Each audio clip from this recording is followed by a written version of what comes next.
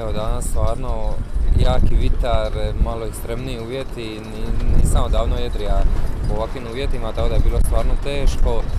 Nakon prve regate sam bio dosta umoran jer sam mislio da će biti dobro, išao sam desno nakon starta, imao sam dobar start, međutim prošla je lijeva strana i treba sam dosta nadoknadit, uspio sam ući osmi, dok drugu regatu sam odlučio ići lijevo gdje je bilo bolje prvu regatu, ali eto opet je bilo suprotno bolje, tako da sam bio negdje oko 10. 11. i tako da sam opet trebao nadoknađivat, ušao sam 7. za ovakve uvjete prezadovoljan.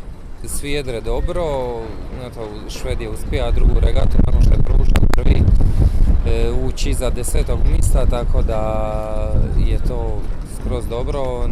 Nizozemac i dalje jedri super, tako da ništa se neće znati do zadnje regate, iako iduća 2 dana nas zovu malo lakši vitar, tako da će vjerojatno svima biti teže i bit će lakše napraviti loš rezultat, tako da je još uvijek sve otvoreno. Ja imam neke osjećaje da ćemo nakon sutrašnjeg dana dosta toga više znati. Eto, danas mogu reći da sam zadovoljan, pogotovo sa prvim plovom. Nekako vidio sam da mogu u zlatnoj skupini jedriti po brzini sa vodećima, sa najboljima. Opet je bilo tu nekih krivih odluka jer kažem, teško je, cijeli tjedan su uvjeti takvi da nepredvidivi.